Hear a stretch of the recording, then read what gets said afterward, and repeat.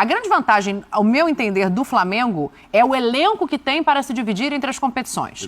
Vai jogar agora, tem meio de semana, quarta-feira, você fala, o Flamengo vai ter que poupar seus jogadores. Tá, vai ter que poupar seus jogadores. Então, em vez do... O Pulgar não, porque o Pulgar tá até machucado, não tá nesse jogo. Mas assim, só para fazer um paralelo. Ok, não tem o Pulgar, joga o Alan. Não tem o Ayrton Lucas, joga o Felipe Luiz. Não tem o Gabriel, joga o Pedro. Então, assim, a variedade desse elenco talvez dê essa força ao Flamengo. Mas o modelo de jogo ainda não é tão estável assim. E tem uma situação também que o Flamengo, essa procura sempre por reforços para os jogadores... Isso chama Sampaoli, né? Não, mas também a diretoria do Flamengo. Oi? A diretoria do Flamengo adora esse tipo de coisa. Porque o Flamengo está sempre nos holofotes. Todos os dias o Flamengo é lembrado. Vai contratar o Claudinho, vai contratar o Wendel. Aí o Wendel dança a música do Gabigol. E aí o pessoal do Zenit... A gente tem a imagem. Hã? A gente tem essa imagem, daqui a pouco tem a gente isso? pode mostrar. Tem aí tem o Zenit que fala para ele, tô pagando o seu salário, pode voltar aqui para São Petersburgo. Você está fazendo o que aí no Rio de Janeiro que você não voltou? Todo mundo está treinando, e você não. Aí, o Wendel. Só que tem um clube do outro lado, que é o Zenit, que é a mesma coisa do Claudinho. O Claudinho e o Flamengo já se acertaram há muito tempo. Toda a questão agora é o pagamento que está sendo debatido entre o Flamengo e o Zenit. Acho que vai valer a mesma coisa para o Wendel. O que se tem de notícia é que o empresário do Wendel deve chegar amanhã a São Petersburgo, porque a viagem ficou muito longa para a Rússia por conta da guerra. Sim. Então você tem que, não dá mais para ir para Paris, você tem que desviar, é uma rota muito complicada e demora muito para chegar. Vai tentar conversar com o Zenit. É bom lembrar que o Zenit não faz nenhuma questão de vender os seus jogadores. Zero questão. Eu já disse isso aqui para vocês. Sim. O Zenit tem zero problema de dinheiro. Zero. Porque o patrocinador é uma empresa de gás e o gás é o forte da Rússia. Para quem não sabe, a Rússia abastece os países europeus no gás. Abastecia, pelo menos. Abastecia. Se continuará sendo a realidade, não sabemos. Teoricamente, né? Sim. Porque a gente também não sabe, depois desse esse movimento da guerra.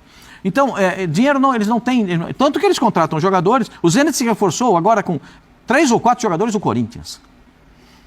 Né? 3 ou 4 jogadores do Corinthians. O Wendel já tinha se manifestado que não tinha interesse em voltar a jogar pelo Zenit. Mas ele tem contrato até 2027. Ele acabou de assinar o contrato no ano passado com o Zenit. Aí, Djalma, eu não sei. Quanto é que pesa a vontade do jogador pro clube também, né? Porque o Claudinho já deixou claro, eu quero ir pro Flamengo, pra mim tá tudo certo. Aí estão negociando. Agora o Wendel vem e posta mas o Claudinho tá lá, jogou a Copa da Rússia. Jogou 62, 63 minutos. Ele está fazendo o trabalho dele, O Claudinho está tendo o comprometimento de um atleta profissional. Claro. Só minha opinião a respeito do que o Wendel fez. Isso aí depõe contra ele lá na Rússia. Mas ele também não fez nada em campo. Se ele chegar lá e jogar em campo da mesma maneira como sempre jogou, se empenhar, não faltar treino, chegar na hora, eu acho que não pede para não voltar e dança a música do Gabigol?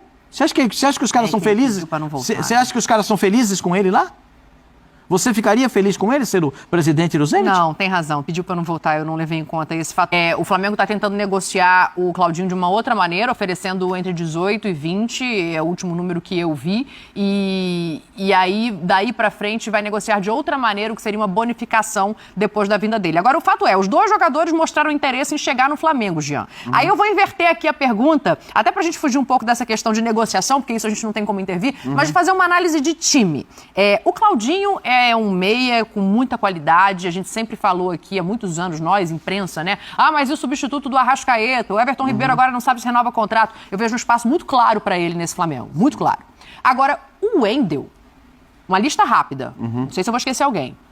Pulgar, Alan, Vitor Hugo, Gerson, se você quiser colocar como volante, e aí tô colocando todos juntos, né? Thiago Maia. Precisa de mais um volante, seja ele primeiro ou segundo? Eu sei que são características diferentes e momentos diferentes. Saiu o Vidal, mas precisa desse jogador? Isso eu acho que é perfeita a sua pergunta, porque os verbos são diferentes. O precisar e o ajudar, né? Precisar não precisa. Precisar é óbvio. O Flamengo tem já disparado o melhor elenco da América do Sul. Acho que quanto a isso não se discute muito. Se o futebol está nesse nível ou não está, é uma outra história. Mas em relação ao elenco, já é um elenco muito forte. Então, quando você tem um elenco mais forte do continente, a gente não pode dizer que o Flamengo precisa dessas contratações. Aí a gente pode se perguntar, o quanto vai ajudar a contratação de um ou de outro? Eu acho que o meia puro, o meia mais meia, de fato ele ajuda mais. Até porque você tem um cara que é, para mim, o melhor jogador do Flamengo, que é praticamente insubstituível, até pelas suas características. A gente está falando do Arrascaeta, né? Do Arrascaeta, exatamente. Estamos falando do Arrascaeta. E que é um cara que teve problemas físicos recentemente, que tem uma... Não dá para ter uma sequência insana como a que a gente... que os times são submetidos no futebol brasileiro. Então eu acho que entre quem ajuda mais, quem é mais necessário, ainda que necessário me pareça uma palavra forte para esse elenco, é o Claudinho. Então assim, se tem que priorizar, se não quer gastar 50 milhões de euros, como disse o Pascoal, eu priorizaria o Claudinho ou o De La Cruz, que parece ser um caso ainda mais difícil, né, do que o Claudinho, e depois olhar para o Wendel. Acho que o Wendel o Wendel é até discutível, você tem razão. Assim, quando você elenca todos esses nomes, o Wendel é até discutível. Assim, o que você quer fazer? Você quer montar 2 times exatamente no mesmo nível, no mesmo patamar, para você ter o Gerson e o Wendel, vamos dizer, em times diferentes? Enfim, a gente sabe que o São Paulo gosta de ter o maior número de peças de qualidade possível à disposição. E eu estou falando isso porque isso não é uma obviedade. Tem muito técnico no futebol mundial e técnico renomadíssimo, e eu vou citar o maior deles, que é o Pep Guardiola, que não gosta disso. Que não gosta de ter 26 jogadores de alto nível, porque 26 jogadores de alto nível vão acabar gerando... Você vai ter 14 insatisfeitos. Isso, você vai acabar 14, gerando... não, 15. Ele tem uma entrevista recente, aliás, do Guardiola, falando sobre isso, muito boa. Mas Tem hora que eu tenho um cadastro. Gente, eu tenho um cadastro. É estranho. O seu time joga com 12, minha senhora? Não, é que eu sou ruim de matemática mesmo. Puxa vida. Tomei um susto É que tem aquele que entra todo jogo, Pascoal, você o não Wendel, entendeu. O Wendel é bola. O Wendel é bola. É do ramo, sabe jogar. Sabe jogar. Aí o Djalminha pode falar, porque o Djalminha é canhoto também, e o Wendel é volante canhoto, só que é uma posição diferente. O Wendel é bola. 25 Só milhões. uma perguntinha aqui. Reforços à parte contra o América Mineiro no final de semana. E aí? O América Mineiro vai bem nas Copas, precisa de uma campanha de recuperação no Campeonato Brasileiro. O jogo é no Maracanã, né? É bom lembrar, o América poupou... Eu até confesso que eu transmiti o jogo do América pela Sul-Americana e me veio na cabeça num determinado momento, eu até concordei com a decisão do Wagner Mancini, porque ele poupou os titulares, também por considerar, pelo que ele tinha visto no jogo de ida, que aqueles titulares que estavam entrando em campo no jogo da Sul-Americana eram suficientes para avançar. E de fato foram, e com larga margem, com goleada. Então, eu acho que ele olhou muito para isso. Mas para mim é aquele jogo que eu olhava assim, bom, você está poupando para enfrentar o Flamengo no Maracanã, sabe? Aquela lógica de...